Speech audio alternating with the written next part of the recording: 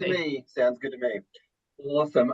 Ben, go ahead. Unmute yourself. Ben, what booklet did you want to know about? Design, delivery, LLN, or assessment cluster? Where do you want, Ben? Just want to double check you can hear me okay? Yeah, we can. Ben, go for it.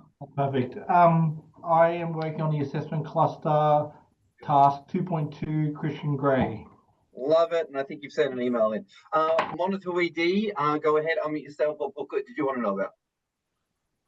Well, I had a couple of questions from design. Design, absolutely awesome. All right, cool. And Sarah, go for it. What you got, Sarah?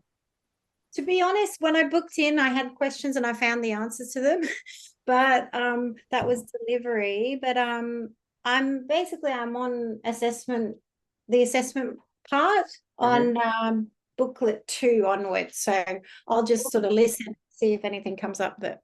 Fantastic. Happy days. So what I'm going to do now, you may hate me for this, but I don't really care.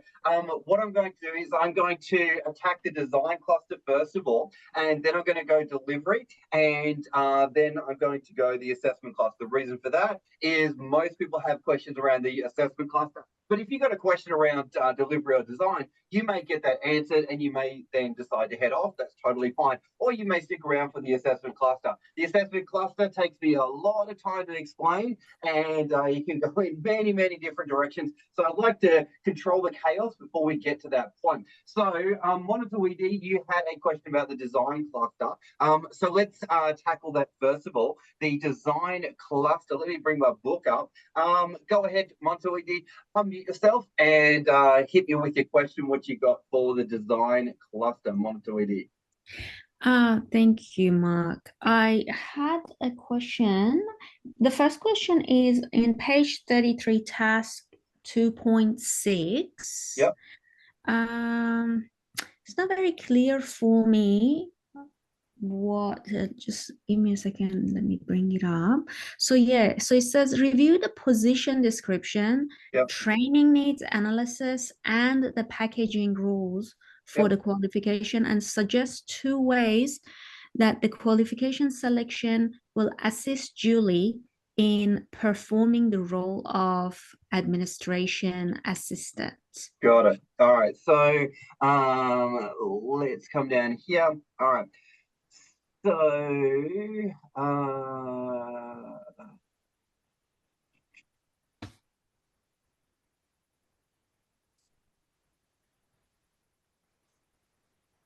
what number was it? Oh, 2.6. Yeah, 2.6, yes. Yeah, awesome, cool. So basically what we can say is something to the effect of, and as we're going through it tonight, if at any point I do something on the screen and you want to record it or take photos of that, everyone please do so. And especially when we get to the assessment cluster, there'll be moments where you'll be able to take photos and steal stuff as well. So task 2.6, I'm going to type it in. I'm also recording tonight's session, so if anyone wants a recording, feel free to email me at the end of the session and I'll shoot it through to you. But I'm going to drop in my email address into the chat box there for you, so you'll be able to ask me for that. So 2.6, she is going into an admin role. So she would need basic admin skills and improve her communication skills. So the units chosen will focus on these skill gaps and will relate to office admin duties. Okay. Does that make sense? Yes. That's it. Wonderful. So my second question is page 41, 43, and 45. The mode of, it starts from the mode of delivery. Again, it's a bit unclear for me. What should I do here? Like here. Yes. Okay, so great. I should go through all. Cool. So what I will do for you, I think it's the Cert 3 in business or business admin, is that correct? Yes, it is. Yeah, cool. Yeah, all right, cool. So Cert 3, I'm gonna come to training.gov.au. It kind of looks like I know what I'm doing. And then I'm going to come down here. Now, in total, she needs to do 13 units. Yes. Okay, so basically all we're going to do at this section here in our booklet is we're going to list the units. We're going to list the 13 units, so on the code on the left-hand side here, and then when we've got unit name, we're just going to put the name. And as we said, we've got 13 units, so you could, or you will, you've got the core units here. So you would list those core units back here on this document. It's going to look ugly, but anyway. So you'd put the code into the code section. All right, let's just do one quick example. Do that, and then do that.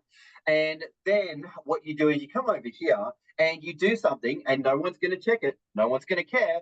And it's impossible to get it wrong. So you're just going to drop an X in the box, and maybe you put an X in all the boxes, or maybe you just put an X in a couple of the boxes. It doesn't matter. No one cares. No one's going to check. All right. But as long as there's a couple of X's in a couple of the boxes, happy days. But the most important thing is that you list all of the 13 units that you've chosen for Julie to complete. Does that make sense? Right. So yes, thank you. But do I need to do the same thing for page 43, which is method of delivery, and then 45, which is assessment as well? Yes. So I have to repeat all of this. Yes. Okay. All right. Now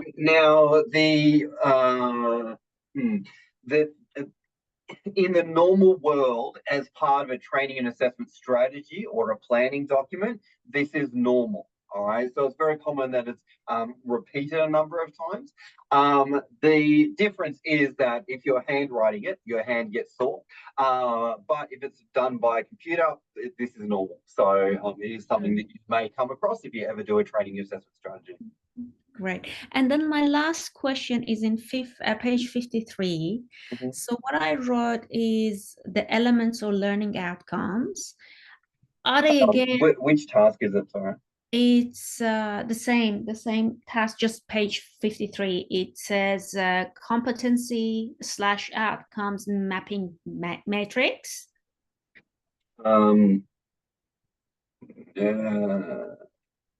My page numbers are going to be different to yours. That's my issue. Competency outcomes mapping matrix.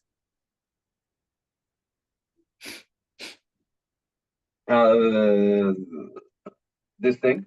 I think it's, yes, this one. All right, cool. So basically all it is doing, so we come back up here to this section here, which is basically mapping out how one unit is going to be taught. So in this case, if we come back up on this page here, we've chosen the unit organized meetings, VSB ADM 405. Okay, so then when we come down here, like over on the left hand side, we got session number 1, and then description is the name of the element from the unit. Yeah. And then content is whatever you're talking about that.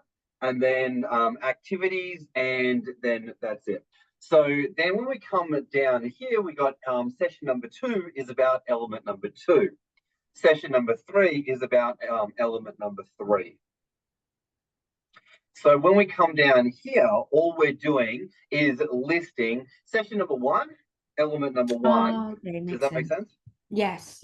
All right. It's just basically writing session number 1, 2, and 3, and then tick in the boxes session 1, 2, 3. Yeah, that's all it is. So I don't need to do all of them because it has 10. I'm like, oh my God, I'm so confused. What should I do with 10? All right, great. All right, thank you. So that was all I needed to ask you. Thank you so much. Not a problem. Sounds good. Liz, if you do want the recording, feel free to ship me an email. I'm more than happy to send out the recording. Just ship me an email and we'll get that out to you. Awesome. Happy to have answered your questions there. Really glad. And feel free to keep reaching out, Monitor ED, if you've got any questions about Design Cluster. And, definitely. Thank you. Awesome. Not a problem. I'm coming over to Kyla. Kyla, you got a question about delivery. Go ahead, unmute yourself, Kyla, and let's jump into the delivery booklet. Okay, thanks. I actually think I've answered some of the questions for myself. I think I was watching an old video that was giving different requirements for the delivery sessions, but now I'm more confident of the timing and how many people we have. And initially I was looking at actually doing the workshops in my home because I don't have a workplace as such to go to. So I had questions from that, but I've just seen that you've actually put in more dates to do the presentation workshops that work for me now. So I think I'll just do them all via you, and that will make life a lot easier. Awesome. Yeah, because I think I saw something in the Facebook group asking about times and like how long each session should be. I don't know if that was you or not. One of the sessions is 20, the other two are 40. And yeah, sometimes people will change that up and they'll do like their last one as a 20-minute, or they'll do their second one as a 20-minute. At the end of the day, it doesn't really matter which order you do your 20-minute one in, but as long as one of them is in 20 and the other two are in 40, that's it. Okay, thanks. Yes, because I had a question. If I was doing them in my home, then how do I go about the workplace and health and safety and the emergency evacuation procedures? Can I just like use dummy ones off the internet and pretend they're from my house? Yeah, I mean, if you were, now I know it's a mute question because you decided to do it. But in case I do decide to go home. Yeah, if you did, basically, if you had people in front of you, I would just say, hey, everyone, just in case there's an explosion in the kitchen, the front door's over there and we'll walk that direction. I mean, that'd be the extent of it. Okay. Or you would say, all right, if we're in the kitchen or if we're in the lounge room, you may just say, oh, everyone, just be careful of the bags on the floor, don't trip. Let's get into it. Rightio. Okay. And I've done the initial assessment booklet in the delivery cluster. Can I send that off now, or do I have to wait until I've done my presentations and send it all off together? No, I think you can. I'm not sure what the latest policy is, but I don't think they're going to send it back to you. My only suggestion would be take a photograph of every page, or at least photocopy each page, just in case anything goes wrong and you lose it. Oh, I've got it all electronic, so that's all fine. Awesome. Rightio. You did help me the other fortnight, but I've actually can't find the information that you had given me. That I was looking at doing. I've got two presentation topics. One, I'm a pharmacist, so one of them was doing the 5 rights of medications for the nurses that you recommended. And another one was assist customers with their asthma inhalers.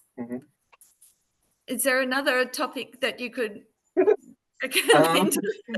Well, I don't know if it relates or not, but today when I was talking to another pharmacist, she did talk about the importance of inventory control. I don't know if that's something you care about. No, not really.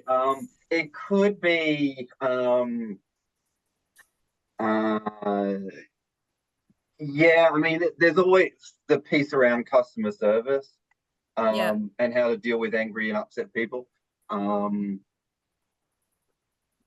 But yeah, it's the best that my brain can come up with at the moment. So maybe there's a piece around nurses. That's most probably more my area, the training of nurses. Yeah, nurses. The one that people automatically go to is the PPE side of things, but it's just done to death and I prefer didn't. Okay, so the way that I often attack it is, what frustrates you the most about your industry? Right. Well, see, this is all new going into this area, so I haven't done anything practically. Yeah. So what frustrates you about nurses and medication? Like, what do they do that is like, oh, for fuck's sake, stop doing that? Like, what's annoys you? Like I said, I haven't gone down this area too much at the moment. I suppose, but it's not their fault. It's just their lack of understanding about the medications sometimes. Anyway, I'll have a think about it. Yeah. Cool. So the way that I often come up with content is I find the biggest thing that irritates me. Radio. The reason for that is when I think about like my audience are trainers, and if I think, all right, what irritates me the most, it's like their time management. All right, cool. I can easily think of like 6 strategies to help people with time management. Or something else could be they just read from the PowerPoints and it's just death by PowerPoint. All right, cool. Well, that annoys me, and that's something I can definitely talk about. Or maybe what else? Maybe they just can't engage the audience. All right, cool. And so I think about problem first, and then I think, all right, well, do I have some strategies or some advice or some ideas that could help them with that problem? Does that kind of make sense? Okay. Yeah. Now, it's not that I'm picking on them or anything like that. It's just I know for a fact that if there's something that annoys me or frustrates me, it's going to be frustrating other people as well. So with nurses, one thing I've noticed about nurses, and I don't know if it's true or not, but I noticed that nurses are really busy. And I also noticed that sometimes with nurses, if I'm a patient and they're talking to me, I sometimes get confused by what they say and how they say it. And I'm like, you're speaking too fast and I can't keep up. Or maybe there's a piece around communicating, like nurses talking to other nurses or those kind of things. But I think if you just maybe meditate on that question, what's frustrating about X, or what is difficult for nurses, some ideas might pop into your head. Okay, then. No worries. Thank you. Not a problem. Not a problem. Awesome. So Sarah's got a question there. Do the topics of presentation have to match to a specific unit of competency or a cert or diploma? I'm struggling a little with finding something that matches to a particular course. Awesome. So Sarah, since you asked the question, I will go ahead and answer your question, and not a problem at all, and then we'll jump into the assessment. So Sarah, if you want to unmute yourself, go ahead and unmute yourself. That'd be great. And happy to answer that question. Go for it, Sarah. Yeah, I teach English as a second language, and I was looking through courses to find something that has a specific unit of competency that I could use. And they're quite vague and often don't have a list of I'm forgetting the terminology now. So the challenge with and I'm going to speak from experience because I used to do ESL, so I kind of know what you're talking about. So the challenge with ESL is a lot of the units or a lot of the courses are all accredited courses, which means that they are developed by the company, which means that they are not publicly available. Yes, that's what I found when I was looking. Yeah, cool. So what we do is we go to something called the Foundation Skills Training Package. All right. The Foundation Skills Training Package. I'll drop it in the link on the chat box there for you. But if we come here, the Foundation Skills Training Package was actually put together to teach people with low language literacy and numeracy. So depending on what you want to teach, and depending on what topic you're choosing, there is a bunch of units in here that could be appropriate. But again, it depends on what angle you're taking with it, right? So, for example, we've got use oral communication skills to participate in workplace meetings. We got oral communication skills for effective workplace presentations, skills to participate in workplace teams, interact effectively with others at work. So basically, you can click on one of these, and one of these may be appropriate for the topic that you're thinking of talking on. Does that help? Yeah, but what I found with these types of units was that if you scroll down, there wasn't much detail about them. So could I just come up with anything that seems to match with that particular unit. Oh, this one does. This one has elements. The other ones I was looking at, I must have been looking at different ones. Yep, The you're other- probably looking at accredited courses. Yeah, and they didn't have the performance criteria, so No, I couldn't They find. wouldn't. No, Okay. accredited courses don't. So, yeah, if you pick a unit such as this, it could help you out. Now, the other thing I do want to just do is correct your thinking, in the sense of think about your topic and then find your unit. Don't try and find the unit, then think of the topic. So think of what do you want to talk about, and then you can find something that would partially relate. But it's just easier if you think, all right, I want to talk about customer service, or I want to talk about basic greetings at the workplace, or I want to talk about X, and then you can go on to Google. And what you could do is, let's go with greetings. Let's see if anything comes up. Greetings, and then training.gov.au. Let's see. Oh, all right, cool. So we can type in the word greetings, and we've got training.gov.au, and then we can basically just read and write notes, messages, and greetings. Oh, very cool. Very cool. So then we can just click in there, and we've got that one there. So accredited course, but we can be flexible, and we can kind of explore it that way. But you can just be a little bit flexible with your choices. We could go also, what else we got? Social interactions, training.gov.au, and then you can find it that way.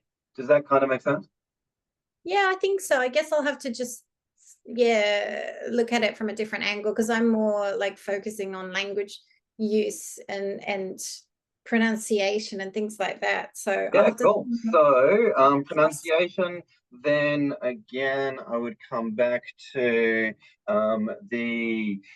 if it was pronunciation, I would look at use oral communication skills to participate in workplace teams or interactively effectively. All of these can have a pronunciation feel to it if you wanted to add that in. Okay. Anything that talks about oral communication skills, you'd be fine to use. Okay, thank you. That's all right. But yeah, definitely Uranus space. It's a little bit tricky because most ESL stuff is accredited courses. So yes, it's tricky to find exact units there. Okay, thanks very much. That's That's helpful. all right. Awesome. Cool. So excellent. So let's head to the assessment cluster. Now I know that Ben had questions about the Christian Grey situation there, and I know other people had questions about the assessment cluster as well. So let me just close all of that down. Okay. And let me get to my section. But first of all, let me come over to Ben, and I'll get Ben to share his questions with us, and then I'll go through it with everyone. So Ben, go ahead, unmute yourself and ask your questions. Go for it. Yeah, g'day, Mark. I'm currently doing the upgrade component of the TAE. I hold the 2010 version. Yeah. And I did the 2-day course with Robin last year. And the very first thing that Robin said to me when I walked in the room was that I'm an overthinker. Okay. And she's not wrong. So I was watching your webinar. So the two webinars that are very pertinent are you frequently asked questions webinar, very helpful. But then there's one specifically on Christian Grey on 2.2 assessment. Now, I was going through the unit of competency, and I was looking at my observation checklist items when drafting them in my book, and I got to 11 observation checklist items. But you reiterated quite firmly that we needed to ensure we had 12. So I can't, and this is me getting all muddled up, but I can't in good conscience go through and choose another item through in the performance criteria or the KE or the PEs about, I'm just going to throw that in there as another observation item, because I've already assess that as a written test or a third-party report. So it doesn't quite all match up in my head. Got it. So the way, and I really shouldn't say this on record, but I will. And I'm stuck in a rock and a hard place on this, so just appreciate where I'm coming from. So the one time at band camp, Mark Myers looked at the unit and believed that the unit probably could be assessed in probably 10 items or 11 items, right? And that's how Mark Myers saw the situation. Now, it then became a situation where another trainer at the organization got a little bit pedantic about having gaps in the book. Okay. And that particular trainer wanted to make sure that every single observation checklist box was completely filled out. Right. So that's kind of the tension or the I guess underpinning reason why this whole conversation has happened. But basically, what we also often find to alleviate some of the tension is that PEs, as you would know, and as I talk about in the webinars, hopefully I do, I can't remember if I changed my verbiage, is that PEs generally are going to be observation. If anyone else is listening, please take a note. The PEs are generally going to be observation. Now, what you can find is that sometimes the PEs have multiple items here. So we got PE3, maintain and extend personal knowledge of relevant facilities, products, and services. Yes. So what you can do, and what I may suggest that you do if you have to, is you can break PE3 into 2 separate ones or even 3 separate ones. Does that make sense? Yeah, right. So it doesn't just have to be, in a sense, 1 bullet point per observation checklist item in your book. You got it. Yeah, because the other part where I got confused is, and I said this in my email, PE2, it just talks about being culturally safe, also relates to performance criteria 2.2. So essentially, I'm then turning my 12 into 10. I'm reducing it, but I want to get to 12. Correct. You got it, sir. You got it. But at the moment, I'm only at 11. I'm like, what can I do to get through there that little bit further? Yeah, that's right. And let me rookie error here. And I'm just going to bring it up on the screen. For some reason, RAM Zoom is different. Anyway, so I'm just going to scroll back up. I thought I was showing something, but I wasn't. So yeah, back here on PE3, we got maintain and extend personal knowledge of relevant facilities, products, and services. So you could have PE3 and you could have candidate maintains knowledge of facilities. Then a separate one could be PE3, candidate maintains knowledge about products on offer. Okay, yeah. So I didn't realize I could break it down to additional observation checklist items. Yeah. For contained with various aspects of the unit of competency. Yeah. Okay, that's very helpful. And then I guess my second part of my question that I emailed through was, I saw it on the Facebook chat group that a few students have been submitting items that aren't quite fully completed, signed, filled out correctly. There's a lot of little things contained within the book that aren't very clear on who. Not so much who signs where, but which fields are completed and which ones aren't. So specifically, when I was looking at the webinar on the third-party report for 2.2, we say in there, sorry about my analysis tool, just complete serving customers in the coffee shop as part of our title page for the third-party observation report. But as far as RTO, candidate name, assessor name, is that Christian Gray and myself, or is that because we also specify that for future employees as well? So I'm trying to design this assessment tool around future employees. Yeah, cool. So hopefully you can see it on my screen here, but you got the third party observation report. So basically RTO, I can't remember exactly in the scenario. I think it's called like ABC training or Able Training Services. yeah, able training.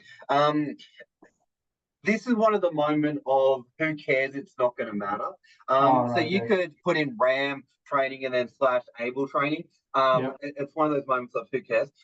Trial candidate, the way I handle this is trial candidate, and then you put like if you're dealing with your mother, your father, your cat, your dog. So Mr. or Mrs.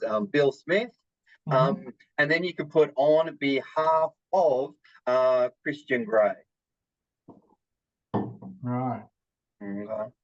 Because that's essentially what it's going to be. So, you know, you're getting someone to fill it out, and then later on, it's going to be used for Christian Grey. Is that the same goes for the assessor judgments field? I don't want to put myself in the wrong bucket yet. So, are you talking about down here? At the very completion of the task. And I think it's at the completion of the marker's guide for down here. Marker's guide. Just finding my book. Sorry, it is in the marker's guide or the student copy. Okay, that's that thing.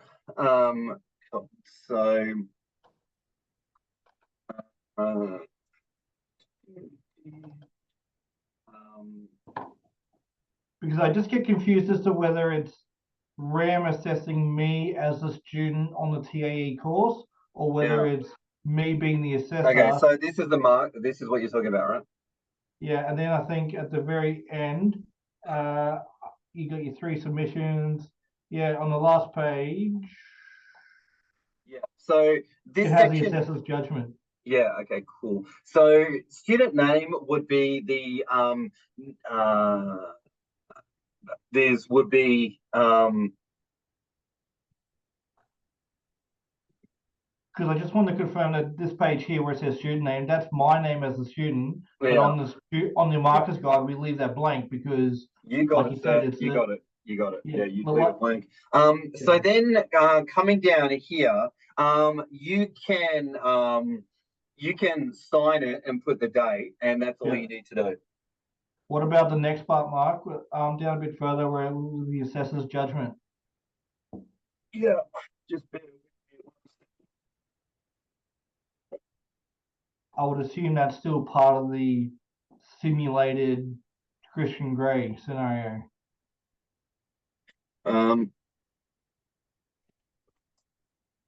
Not me as a student.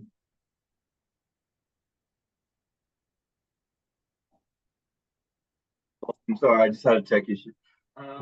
So the marker's guide are kind of your questions are good, but it's leaving like most of those you would be leaving blank anyway. It's the student copy that really is where it matters. The candidate name is their name. Location, you can leave that blank. Date is the date that they do it. Assessor name is your name. Yeah. Then we come down and then we'll come down. And for anyone that's following along and is going, what the hell are we talking about? Don't worry, I'm definitely going to backtrack and explain everything so you're all good. So we're going to come down and check out this section here. Assessor judgment. I don't know, I've never been asked a question before.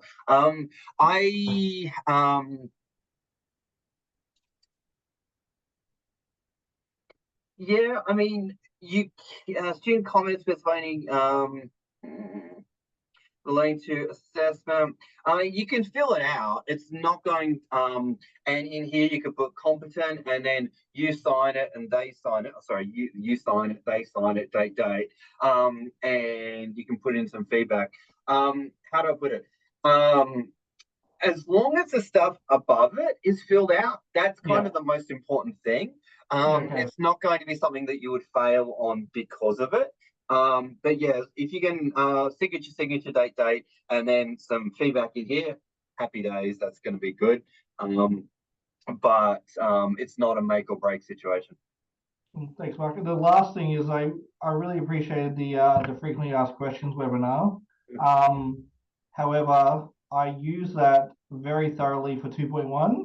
Great, thumbs up. All pretty much completed 2.2 now. Great. And then I got to the part where you said that I don't want to cause any confusion, but that I don't have to use it on Frank or Mary or anyone because I'm part of the upgrade course. Correct.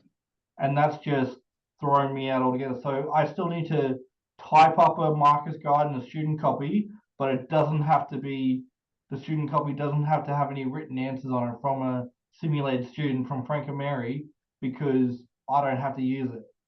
Correct. Yeah? Correct. Why? Sorry, I don't want to sound rude, but I just want to say, why do I get it off easy and the others don't?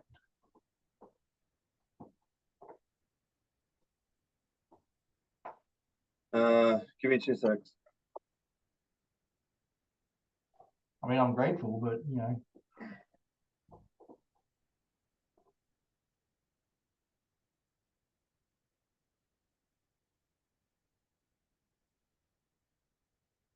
All right, so we're going to get a little technical for a second. The old unit of competency, TAE ASS 401, Plan Assessment Activities and Processes. Yeah. Now, if I scroll down to the PEs, it says planning and organizing the assessment process of a minimum of 5 separate occasions, planning and organizing to recognition of competency, blah, blah. All right, you don't need to do it because you've already done this unit as part of your old TAE. Right, okay. Yeah. Does that make sense? Yeah. Years ago, but yes. Yeah. Does that satisfy your need there, sir? So basically, people that don't have that unit haven't done that, but you have already done it. So happy days. All right. And there's no dramas if I were to submit a completed student copy. No, there's none, but you won't get any credit for it. Yeah, that's right. Yeah. It's just for, I guess, satisfaction and completion of it. That's all. I mean, dotting all the T's and crossing all the I's. Sounds good to me. All right. Good. I think that sums up mine. I guess the biggest part was just being able to break down more than one aspect of the PEs or the performance criteria to gain more observation checklist items. Awesome. Great. Perfect. Thanks, Mark. Yeah, no problem at all. And you've got my email address now, so if you need anything at all, reach out. More than happy to have that conversation. No worries. I'll just stick around for the rest of 2.1 if I may. Yeah, absolutely. Awesome, folks. So what I will do is go back to 2.1 if anyone would like support with that.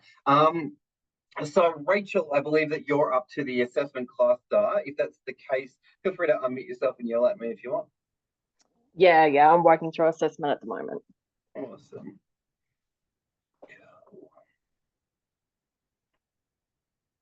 Thanks. Yeah, awesome. Thank you. Cool. Sure. My finger is getting tired from scrolling.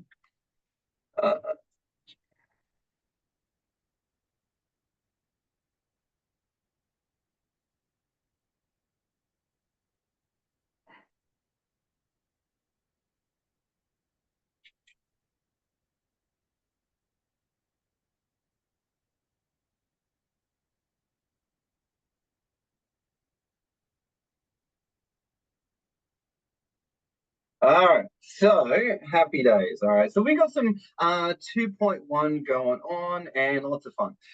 So as we go through this, feel free to take photographs, do whatever you need to do, and I'll explain as much as I can, and feel free to stop me at any time.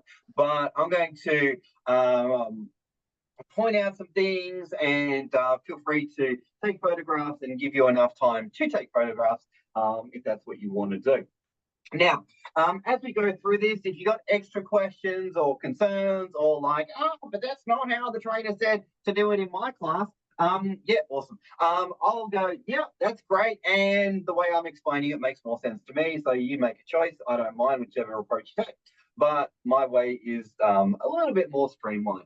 So on this scenario here, we have a situation where we are building some assessments for the old Coffeeholics, right? The coffee shop on the Gold Coast. Yes, it's a real coffee shop.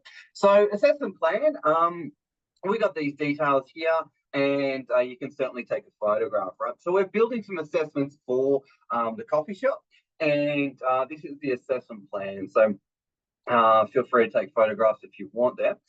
And the first character that we're dealing with is Julie. All right, so Julie's been in the coffee shop for about 3 months, and we're going to build some assessments to test her ability to work with others. Right, so we're going to come down, and hopefully you're catching this, and hopefully it's helpful. So then we're going to come down, and we've decided in Julie's case that we're going to observe her. And we're also going to do a verbal interview. We're going to verbal interview her, and we're going to observe her in the workplace. All right. And assessor name is your name there. Okay. So we're going to come down and admin process. That's filled out for you there. And that's really cool. Okay, so then we come down and we check out the part that everyone loves to hate, which is the mapping. Everyone loves to hate this part. Now, when I show you this, I would highly recommend, if not insist, if not scream at you and say, why aren't you doing it, to take a photograph of this mapping.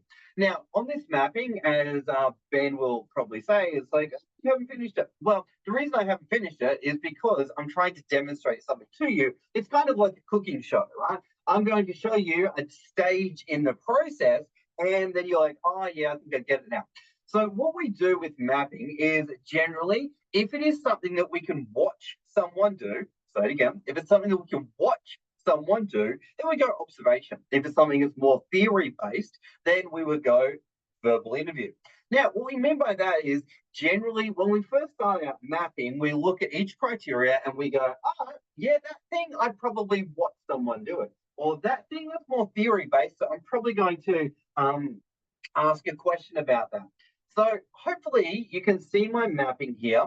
And this mapping, it's good mapping, all right? If I was going to say it's good mapping, right? So you may want to copy this. If not, I insist that you do. But if you're Ben and you've already completed this section, please stick with what you've already got. Absolutely. But if we look at PC 2.1 there, it says support team members to meet work group goals. Well, I could probably watch someone do that. So I'm probably going to go observation on that. What I mean by that is I'm going to put an X in that box there. Now the numbers will make sense very shortly, but go ahead, Rachel. Can you just let me know, Rachel, once you've taken a photograph of that and you've caught that information there. Let me know when you've caught that information. Drop a comment in the chat and let me know. And maybe even Sarah, if you're still around, drop a got it or a yeah or a whatever. Let me know once you've caught that mapping there, because it's good mapping. Right? Go ahead, give me some response. Otherwise, I feel like I'm talking to a wall. Awesome. Yes, just scroll down a little. Yes, absolutely, Rachel. I will get that. Thanks for being so polite. All right, so we got some PCs, and generally, random side comment, generally performance criteria are more so observation in nature then. All right, so then because performance criteria, performance, the keyword performance, right? So then if we come down as part of a unit of competency, we also have things called PEs, or performance evidence. Now on the left-hand side, hopefully you can see I have labeled it PE1, PE2, PE3, PE4, PE5, PE6, PE7, PE8, PE9, right? So what we want to do is we want to label those. So that helps us make sure that we cover everything there. Okay, and then on the right hand side we've got some X's, and ideally, I mean, there would be 9 X's and the X's would line up with the PE numbers, but because Microsoft Word is terrible, it doesn't match up nicely. So it is what it is, but that's kind of the intention. All right, so hopefully you've got that. Once you've got that, can you just drop a got it or some kind of response in the chat and let me know that you've got that. So generally, thanks, Rachel. So generally, we find performance evidence is going to be something we can observe someone do then, right? So I'll just give you a moment to catch that. And then when we come down to KEs, KEs is knowledge evidence, and knowledge evidence is generally going to be all verbal, right? Because knowledge is something we would interview about. So on the left-hand side, we've got KE 1, 2, 3, 4, 5, 6, 7, 8, 9, 10, 11, 12. So on the right-hand side, we've got some X's, and most of the KEs, if not all the KEs, will be verbal. Okay, so what we then do is we come down. I'm just going to wait for everyone to catch that and take a photograph of it, knowing that it is what it is, and knowledge evidence is normally theory, and that's all good. Happy days. Awesome. All right, so now we're going to come down and we're going to start building our assessments. So we're going to start building our assessments. So in here, we've got the unit code and title. Happy days. We've got instructions to assessors, observe the candidate, instructions to the candidate, and that's what we would say to the assessor. That's what we would say to the candidate. All right, so observe the candidate, interview the candidate, provide feedback, instructions, blah, blah, happy days. Just to clarify, because we have his, yeah, absolutely, Ben. Absolutely. You can certainly do that, sir. You certainly can do that. All right. And the reason I always am hesitating a little bit, Ben, to answer your question is like people get locked into the template, and it's an important thing to know and do, but at the end of the day, though, if you go to an RTO and they say, all right, we need you to build an assessment on XYZ unit, you're not going to whip out a template and go, oh, it's got 13 boxes, so I must make 13 questions. That'd be kind of weird, right? So it's like we want to assess it in the right way, and we want to make sure that we cover everything, right? So technically, we could actually say, well, there should be 20 questions, not 13. Hopefully that's making sense there, Ben. But yeah, for example, in the first aid unit, I think there's like 26 knowledge evidence items, but all of those knowledge evidence items may actually need a question. So hopefully we don't want to get too locked into the template. Absolutely, for this task and for the TAE, yeah, it's important, but in the bigger, brighter world of actually writing assessments, we wouldn't want to be counting the spaces on the templates too much. I just wanted to clarify that for you there, Ben. So the number of questions will be based off what you've derived from the unit of competency. Correct. Does that make sense? Yeah. Awesome. Cool, Sarah, got it. And yeah, Sarah, I'll shoot you through the link as well, so you'll be able to watch this back and look at your document at the same time. Awesome. So we'll come down here. We've got the assessment methods, assessment conditions, reasonable adjustment. And I'm just going to leave this up here for a second so you can take a photograph if you want. But otherwise, you'll be able to come back and watch the recording as well. And I'll keep saying that. And just for Ben's awareness and for everyone, what I love to do is if I'm building assessments, I actually make my knowledge questions first. Because that's just I find that the easiest thing to do. So I'll go to my knowledge evidence, make a question, every single knowledge evidence item, I'm going to make a question for it. And then once I've done that, then I'll go and build my practical because it's easier. Get the easy stuff out of the way.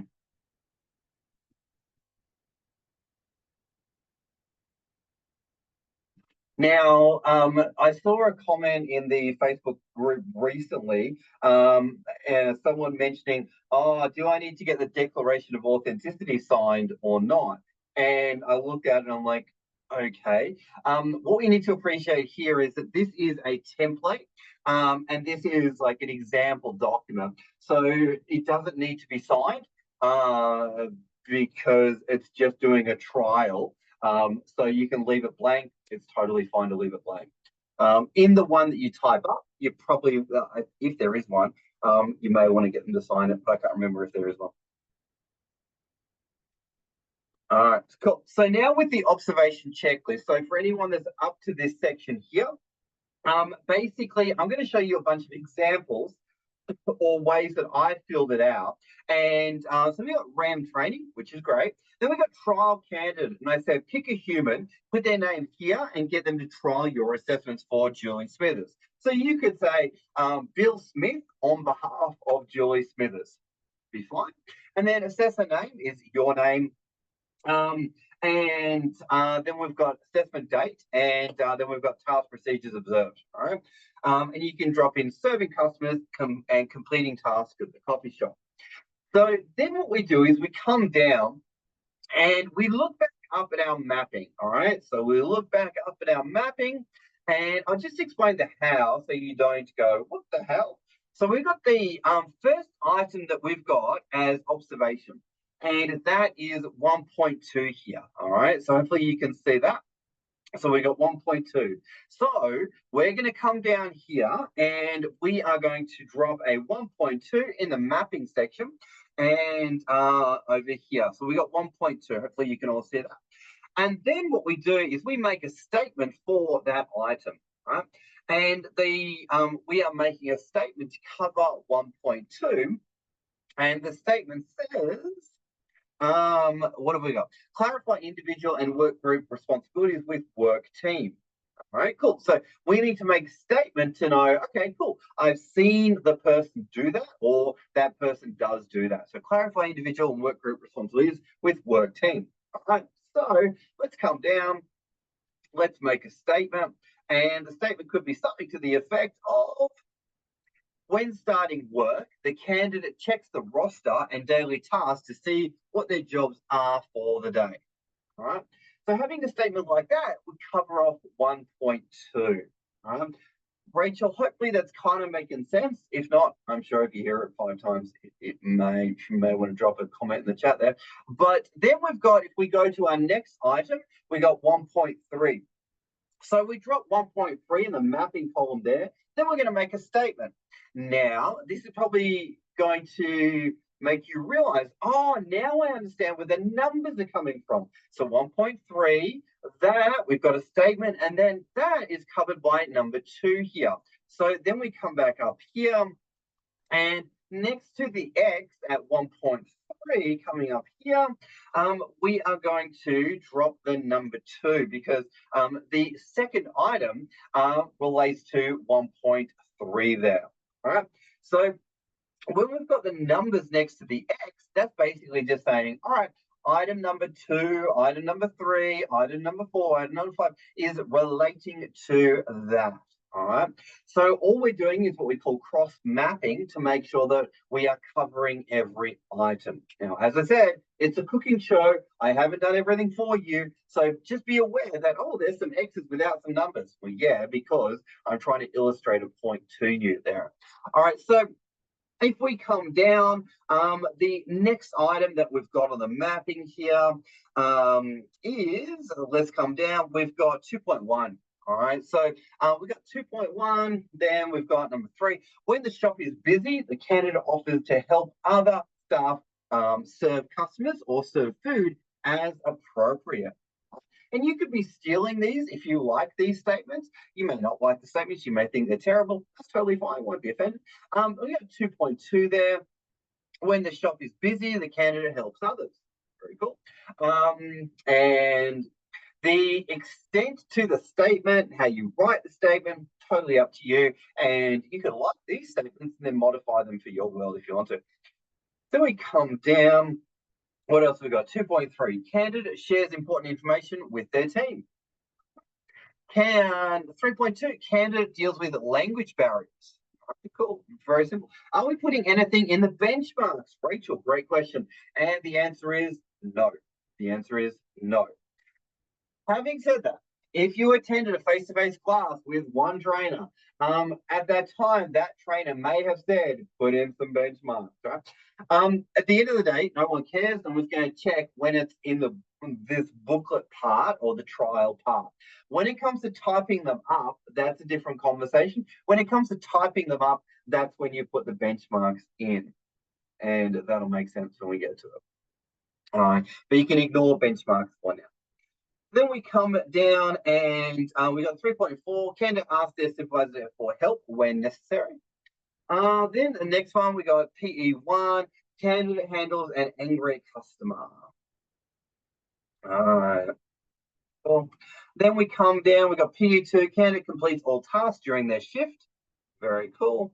PE3, PE4, candidate works well with a diverse team. Not a great one, but yeah, whatever. Illustration purposes only. Then we come down, we got PE5, candidate acts constructive feedback, acts, let me drop in acts on, constructive feedback. Then we've got PE6 and 7, candidate deals with conflict with other team members as well.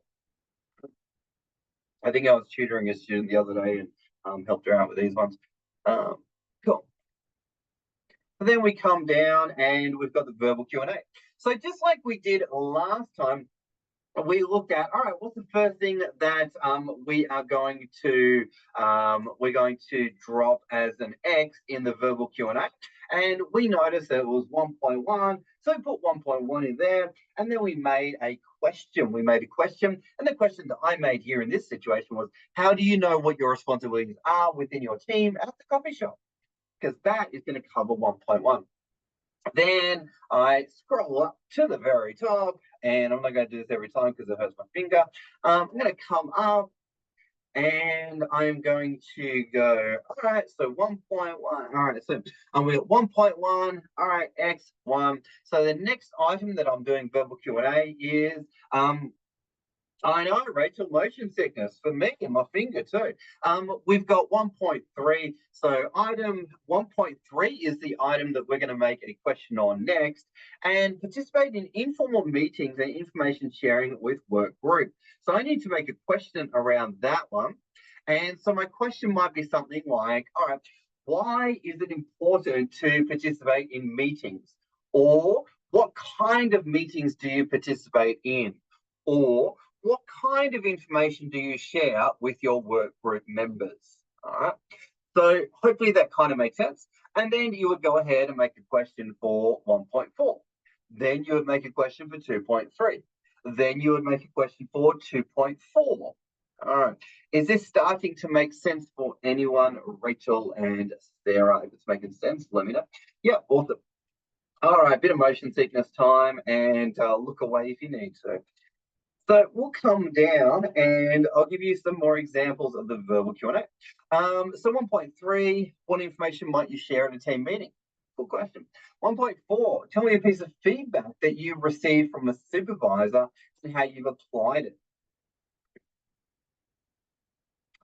And then slowly down, we've got 2.3, what information do you write into the communication booklet? 2.4, how can team performance be improved?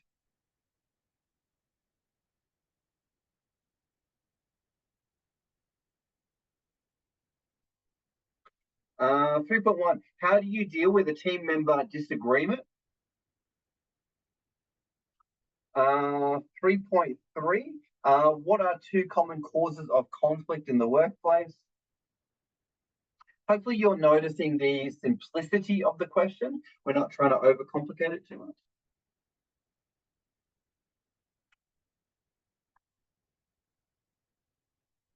much. Coming down, we've got 3.5. Who would you speak to if you had issue with a team member? What is one of your responsibilities as part of the team? We've got KE2 there. Yes, Sarah, we're in verbal Q&A. We are in verbal Q&A. We got KE5, which is what are 2 benefits of team meetings? KE7, what method of communication would you use to ask for a day off?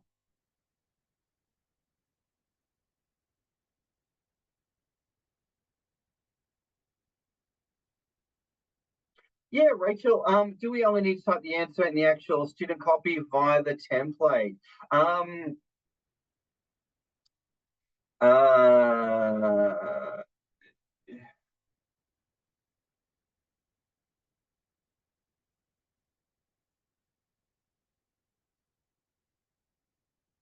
So Ben,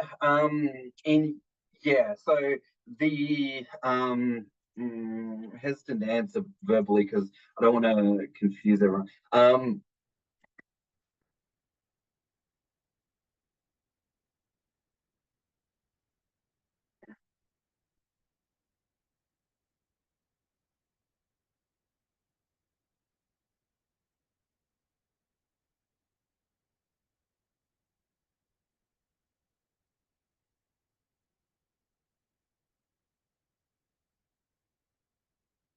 Hopefully that makes sense there.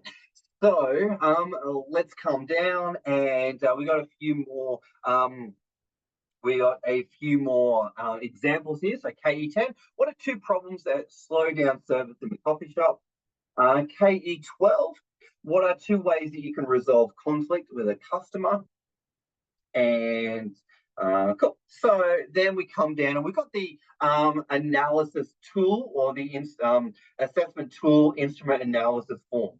So basically the idea is, and this is for Rachel's benefit and Sarah's benefit, what we do is we come through and we are going to trial the assessment. We trial the assessment.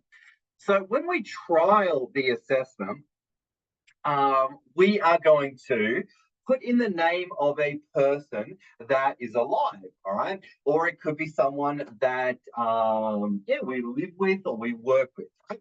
So it could be anyone at all. It could be Bill Smith, it could be Mary Jane, right? And we put their name in here, and then we come down and we are going to tick the box: satisfactory, satisfactory, satisfactory, satisfactory, satisfactory, satisfactory, satisfactory, satisfactory, satisfactory. Then we're going to come down here and we're going to sit with our best friend, our mother, our father, our cat, our dog, someone we live with. It doesn't matter who. All right.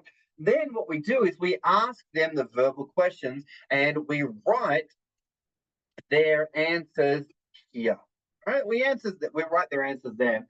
So we ask them the question: how do you know what your responsibilities are within the team at the coffee shop? They go, what the hell are you talking about? I don't work at a coffee shop. But you're a nice person, so I'll pretend that I work at a coffee shop, and they just play along, right? And it doesn't matter if they get the answer right or wrong. No one cares. No one's going to check. That's not the point. So you write their answers there. And then if you think their answer is correct, then you tick satisfactory. If you think their answer is wrong, then you tick not yet satisfactory. Does that make sense? Rachel and Sarah, drop a yes or a no in the chat and let me know that you get it. Yep, beautiful. Thank you. So Rachel's good. So then we're going to cast, hopefully Sarah's good, but if she's not, she can watch the recording. So then we're going to come down and we're going to check out this analysis form. So we've got this filled out. We've got work effectively with others, happy days, observation checklist, verbal your name. Then we've got name of the person that just completed your trial. All right. So just highlight that for you there. So it could be Mary Jane, or it could be Bill Smith or Bill Clinton, however you choose, whatever is the name of the person. So you would write their name in there. Date of analysis is the date that you've just got them to fill that out. All right. Then you would go through and you would tell them what to write, or if not, copy what's on my screen, or if not, write it for them if you want to, doesn't matter. But we tick yes or no, and basically we drop in a comment. So can the purpose of the assessment be easily identified? Yes, the purpose is mentioned in the assessment plan. Is there a place to identify the candidate? Yes, it's in the plan. All right, so we're not overthinking these comments too much. We're going yes or no, yes or no, yes or no, yes or no. And here, as I've mentioned, we can go no issues, no issues, yes they have, no they haven't. All right, we're not being too pedantic about it. So you can hopefully see the recording and copy this later on. But I'll scroll in a little bit more so you can see it better. Cool.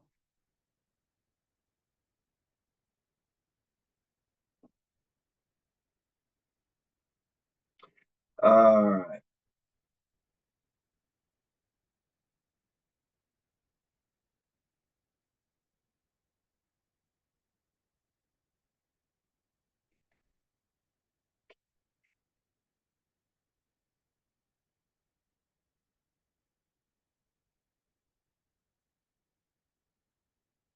All right, so then what happens is at the end here, we've got designer reflection. Now, what we do in designer reflection is we look back at our verbal Q&A questions and we see, are there any items that could be written better and worded nicer? All right? And what we've got here is an example, such as in the verbal Q&A or verbal interview, I will rewrite questions 4, 6, and 9. So it could be any of them that you choose, but ideally you're going to pick 3 questions that you could write better. Hopefully that makes sense there. And later on, big picture, punchline, you will later on go to a place where you type up the assessments, but you do it in a different template. But we're not going to talk about that tonight because I don't want to confuse you. So tonight, we're just going to do that much there. Then I'll show you the second unit and you can see what that looks like. But hopefully you've understood the concept that you make it, you trial it, and then you decide which questions you're going to rewrite, so to speak. There. Right? So then we're going to come down and this section here, basically just tick the box, tick the box, tick the box, tick the box, tick the box. And that's all you need to do. Then we're going to come down and again, tick the box, tick the box, tick the box, tick the box, tick the box, tick the box, and keep ticking the boxes. And down here we go. So the name is Chris Jones. Signature is him, and date is whatever date he decides it. And then candidate name is your name. You sign it, and you put the date there. Okay. So that is the 3-point something, the 2.1, I believe. So then we've got the next unit, and the next unit is provide customer information and assistance. All right. So we'll come down. We got some Christian Grey going on. All right. So I will show this for the purpose of the video.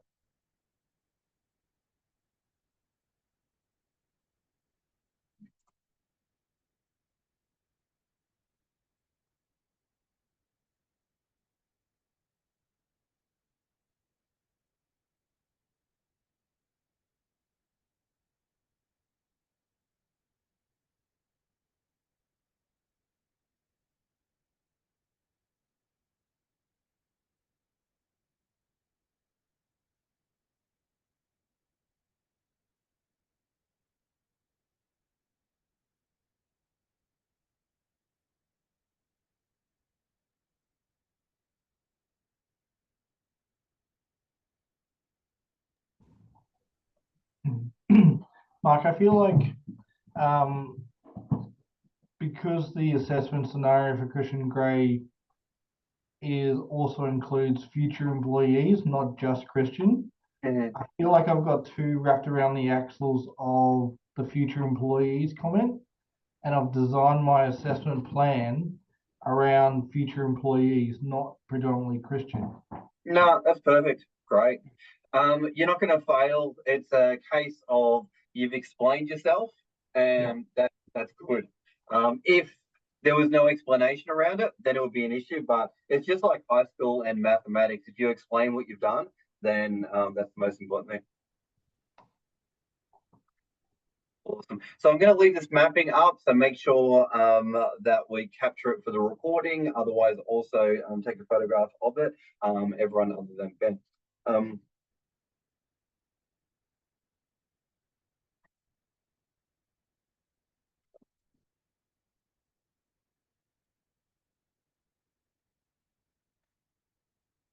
All right, as we talked about, knowledge evidence is typically all written test and generally third party.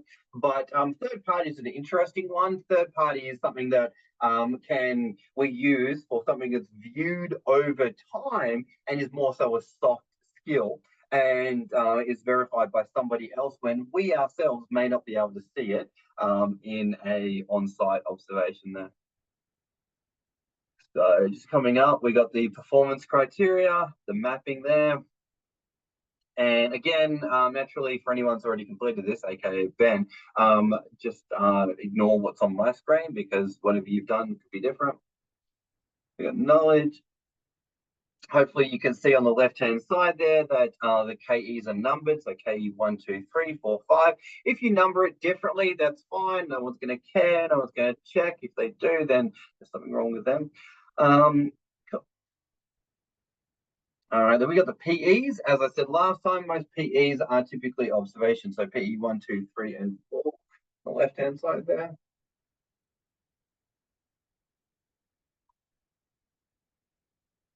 All righty, so coming down, so we got the assessment instructions.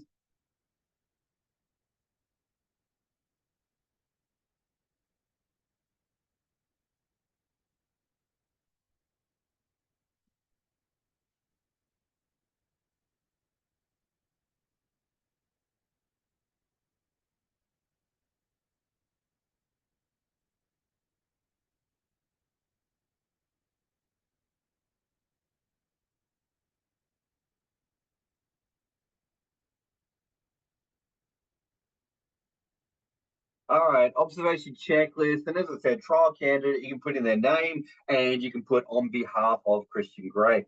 Now, when we've got these trials, you absolutely, Rachel, can use the same person to trial the first unit, the second unit, and the third unit. You don't have to use different people each time. Yeah, no problem, Rachel. Cool. So I'm not going to read out each one, but I am going to bring it up for the recording, just so that you can see what direction I've taken it. That's cool.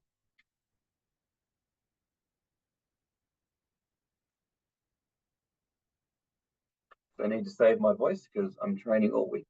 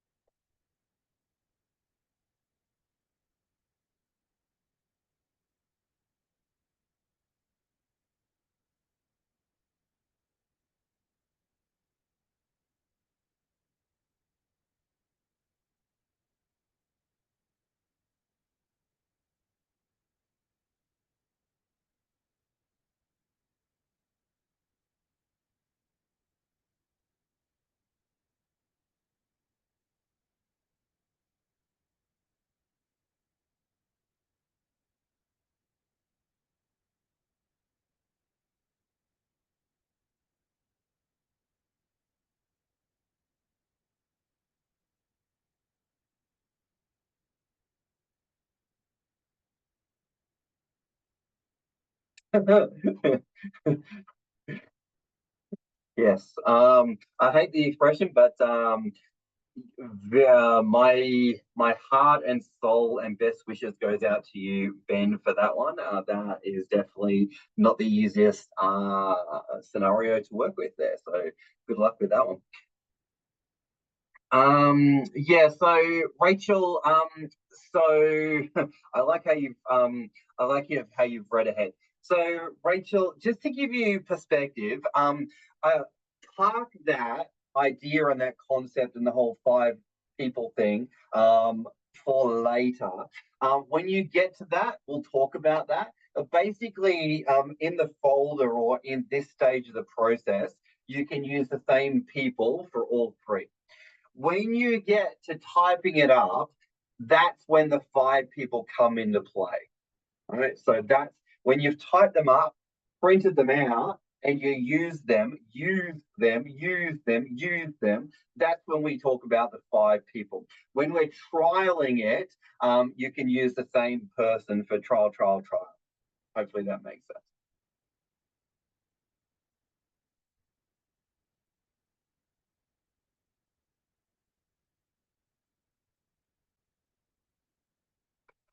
Yeah, that's the second time you asked me about that. 20 to 50 words per answer. How strict is this? Yeah, not a problem. Yeah, you're jumping into the overthinking it club. Yeah, I wouldn't worry about that. Wouldn't worry about that. Never had the question. But yeah, all questions are good questions.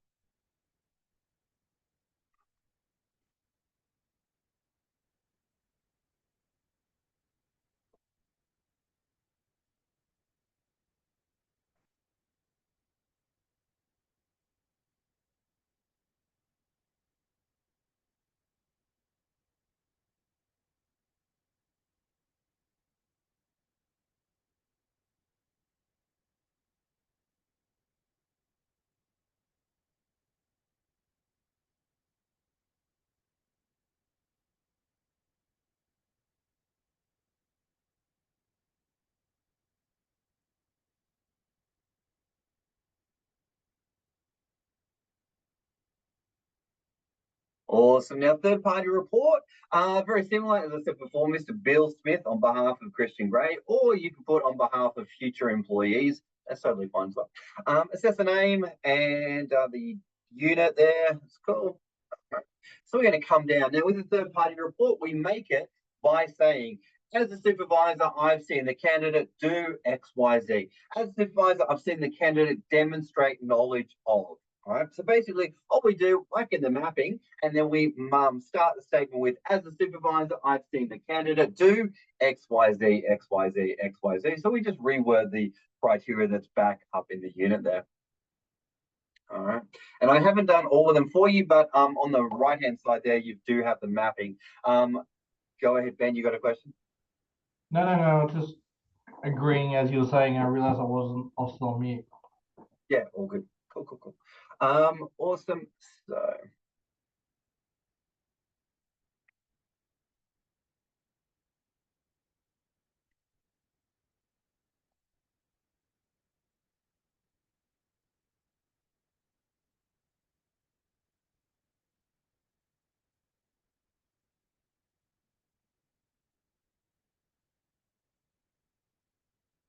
alrighty, so then we come down and we analyze our tool again, or we get our person to analyze the tool. And we got the unit in there, your name, and then the name of the person who wrote in from the group or who filled in the assessment. Then we come down, same as last time, we got yes, no, and then we got some comments. And I'll just go through this slowly so you capture it for the recording.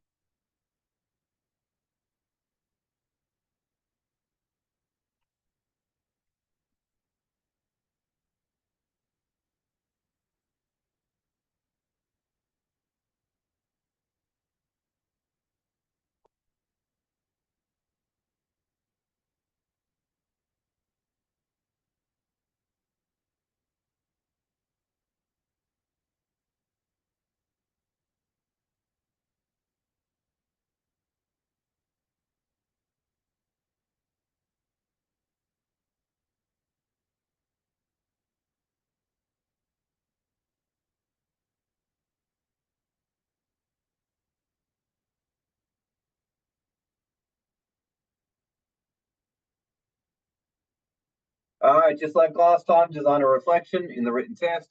I need to rewrite questions, whatever. Then we'll come down to the third unit. And before we do that, though, make sure you tick all the boxes. Tick, tick, tick, tick, tick, tick, tick. You write in your details there, your signature, date.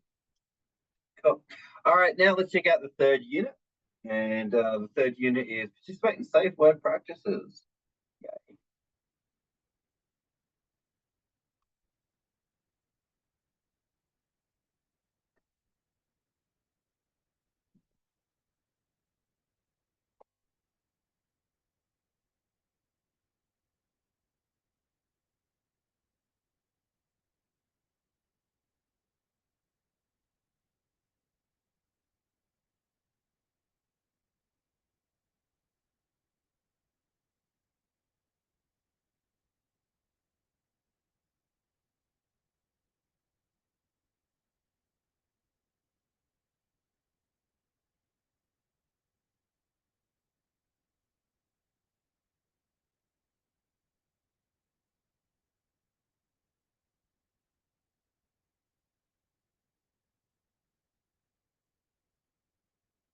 All right, mapping for the third unit.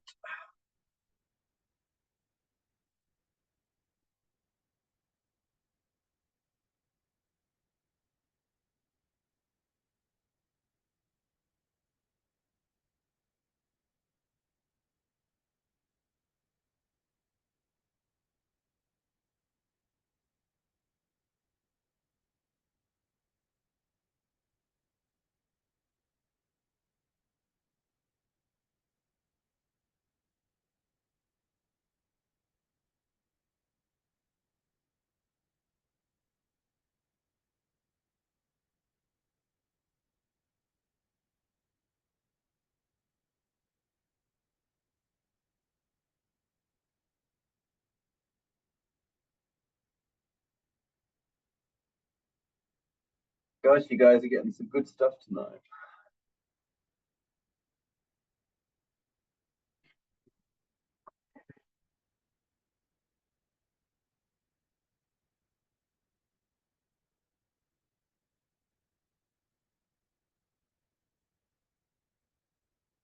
No, Ben, this is not Roy Keane. Roy Keane's later on.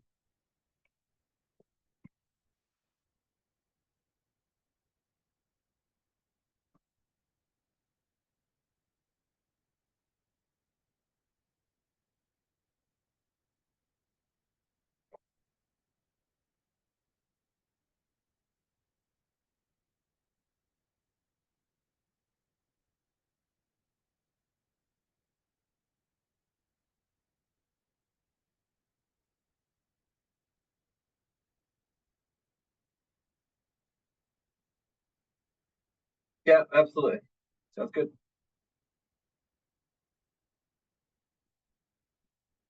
So, Rachel, basically what we do for the workplace documentation is we look at the criteria and we think what is a document that would prove that the person can do 1.1. So hopefully that explains it. But basically here we said a copy of the WHS manual for the coffee shop would meet that criteria. Rachel's all over it. Awesome. Rachel, you and I friends on LinkedIn? We should be. Hopefully you subscribe to my channel. If you haven't, you're missing out.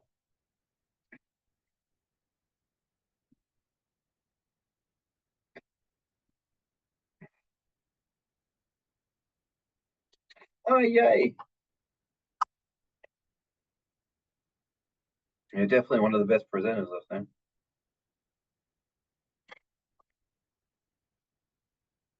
You're so good, I might give you oh, okay, cool, Ben. Well, it's the truth. I might give you a free copy of my book when it comes out. Ben, to answer your question, basically, it was a rebranding thing. It was a branding thing. RAM Training changed the name of their company to Success Training Academy, and then they went back to RAM. That's it. A lot of the webinar stuff has STA written on it on YouTube. Yeah. And then some other stuff have RAM. So I'll just like, and are we copywriting someone else's material here, or? Yeah, no. So what happened was RAM was the original RTO, and then they were teaching some security courses, and they had to stop teaching those, and they started teaching the TA under the Success Training Academy name. And then when they got approval to teach TAE again, then they went back to RAM. So anyway, that's the story behind the story. So the webinar that I watched on your 2.2 Christian Grace is very specific webinar. It's only about an hour long. Even though it's, I think from memory, it was dated about 3 years ago. That's still current. Yeah, absolutely, absolutely. Yeah, it was just one of those things where the company was in transition, but the booklets were exactly the same. Yeah, just the branding was different. And it's people need to realize these webinars take a lot of time to record and do, and so to re-record everything, it's one of those things in life that it's just the time cost around it. Excuse me.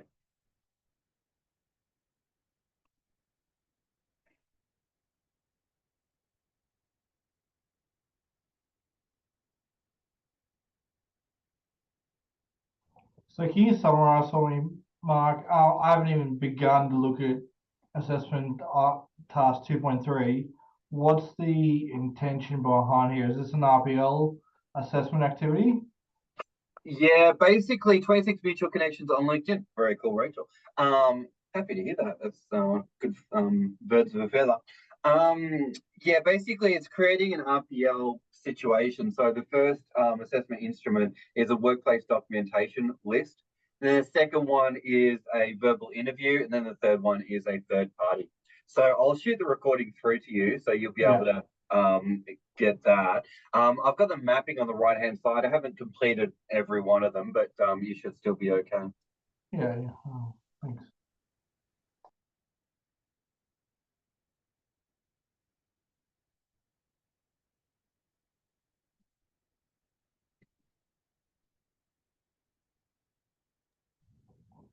So, Mark, as a background to my TAE, I've done it very broken up. I did it the old train the trainer and train small groups courses, and then I progressed to validation activities.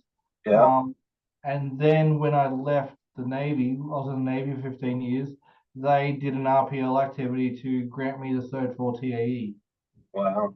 But based on, and that's when we added in the LLN component, which is verbally over the phone, and that was enough to give me the TAE.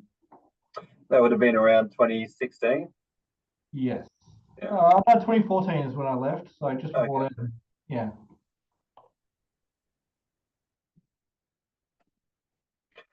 Awesome. And then we come down and we got the trial form again. And basically, same deal. You trial it with someone, and then you drop in the comments. And again, doesn't matter if you put yes or no.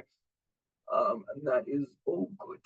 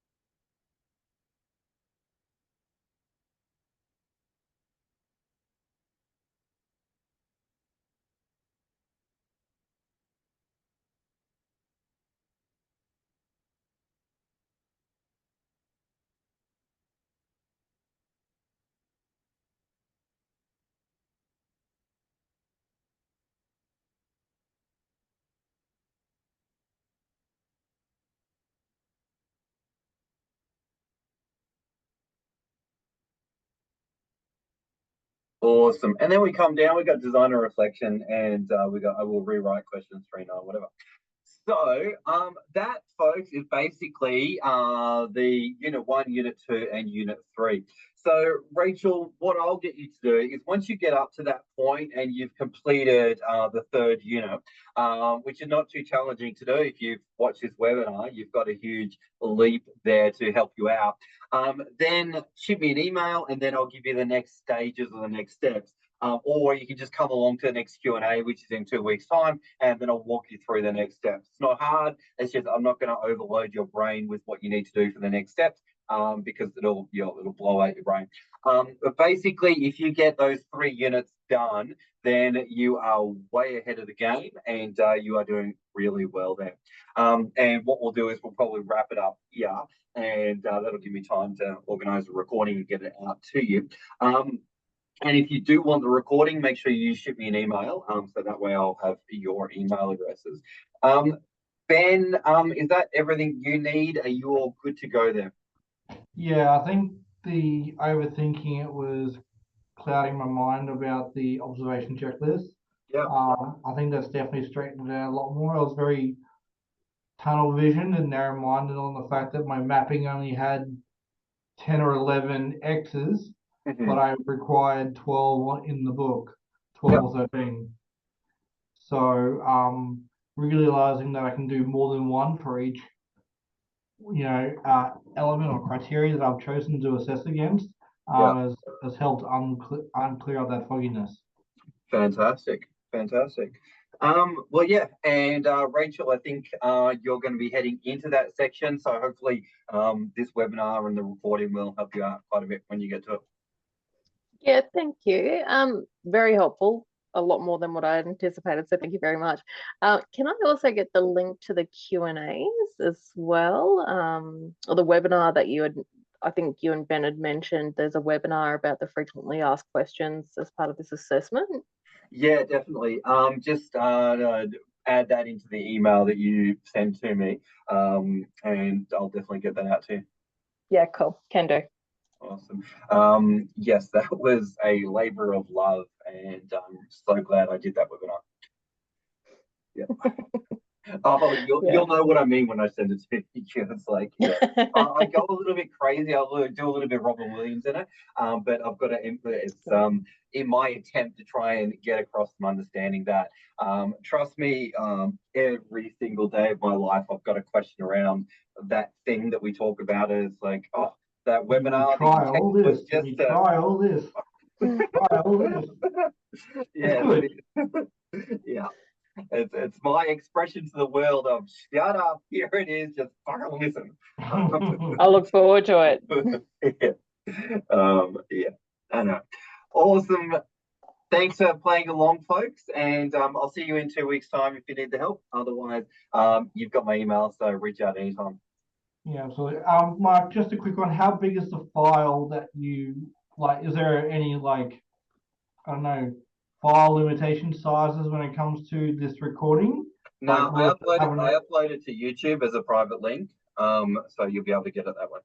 Oh, right. It's not coming as an attachment to an email. No. All right. Okay. Awesome. Cool. On that All note, right. folks, great to meet you all, and I will see you on LinkedIn. Otherwise, see you in 2 weeks' time with Q&A. Great. Thank you very much for your much. time. Bye-bye. Bye.